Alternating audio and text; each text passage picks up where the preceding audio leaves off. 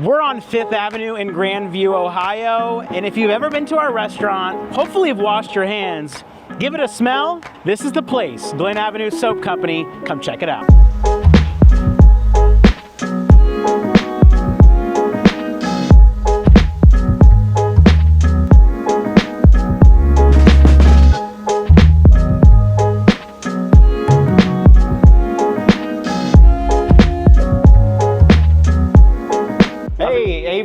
How are you, Phil? Good, man. Good. I'm excited to check out some soap. Yeah, you want to learn a little bit about soaps and essential oils? Can't wait. All right, we're gonna teach you some stuff today, you and your viewers, and find out what real soap is all about. Let's do it. Cool. First of all, let's go over to our sink. All right. Have you ever made soap?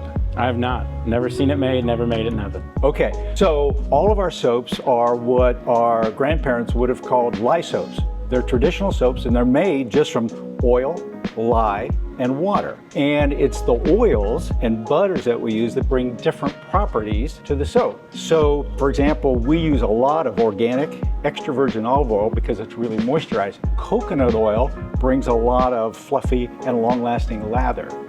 So all of our soaps, part of the tradition of soap making is figuring out that blend of oils and butters that gives you the properties you want. One of the things that's unique about our soap and the soap that you're using at the restaurant is it's a foaming soap, and to make liquid soap is technically much more difficult. It's a hot process. We actually cook our soap for 17 hours at 180 degrees. And what we end up with Cooking is soap. Cooking soap, Could we yeah. do that at the restaurant? Yeah, you'll see when we go back that we actually use its restaurant equipment, right? It's steam jacketed kettles. I mean, what you guys are doing here, the smell of these, and I'm pointing out this berry lemonade. I see on the sign out front, this must be new because I don't have this in my house. Yeah. So I'm trying that one when we wash our hands here, but what you guys are doing is amazing. Every couple months, we come out with new seasonal scents. So right now, this is one of my favorite, the Summer Mojito. And these soaps, they've just got this really thick, luxurious lather. Kids love them. Oh yeah. You don't need water to start. Smell that.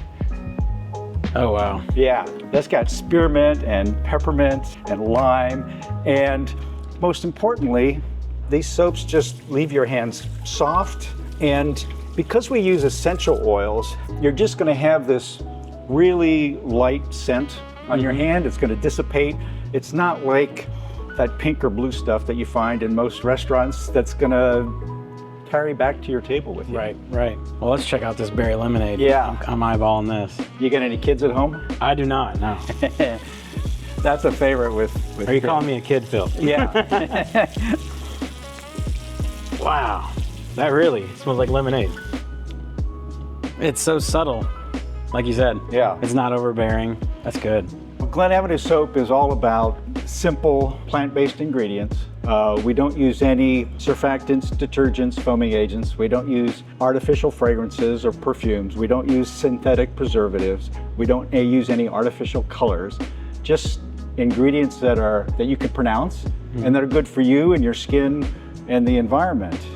All of these products, we use essential oils, although for some people, even if they're not like allergic or they don't have reactions to the essential oils, they prefer, for whatever reason, to use fragrance-free products. And so we have a whole range of products that are fragrance-free. Very cool. Love that. So come on back here and I'll show you the process where we make our liquid soaps.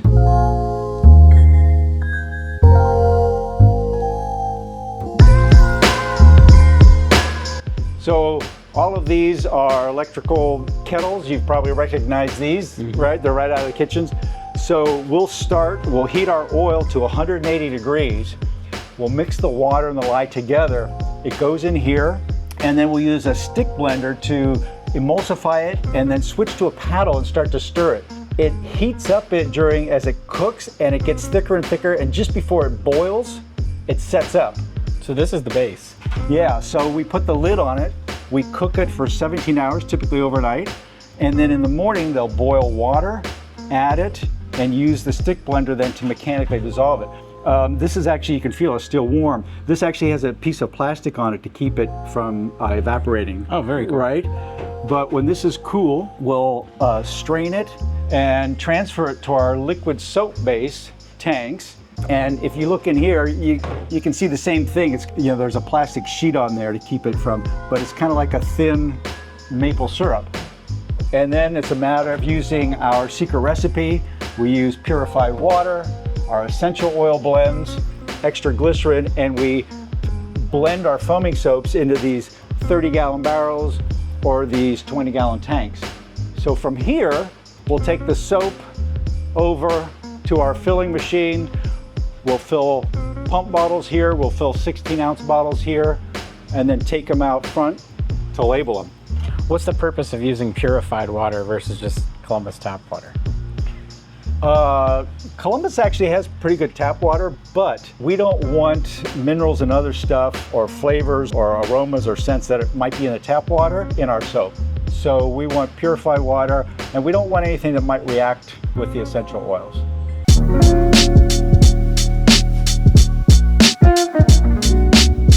Over on this wall, we've got a bunch of our ingredients. All these aluminum and green bottles, these are all our essential oils. So you got 1, 5, 10, 25 pounds of essential oils. And they range anywhere from 30, 40 up to a couple $100 a pound. So like 25, gallons of peppermint is $1,200. So you got a big investment there. Those are pretty potent, right? Like in a bottle of soap, how much of that bottle is actually oil? Just like a micro fraction? That's a great question. So it depends. Most of our foaming soaps have about 1.5 to 2% essential oils in them. Yeah. And in some of our other products, it ranges from maybe 0.5% all the way up to like our bar soaps. It takes more essential oils for them, and most of those have about 4% essential oil. So part of the craft and the art is figuring out what's that fragrance load that you're going to put in your product. Wow, that's good. Yeah, it's awesome. And one of the things working with essential oils, you need to be careful with them, because if you put them directly on your skin, they can be harmful. You don't want to get them in your mucous membranes or eyes or in your mouth at all. You need to dilute them. But, on the other hand, we all eat peppermint candy, and it's got peppermint essential oil in it, right? So there are certain oils that you can ingest and you can put in food, and others that you definitely don't want to.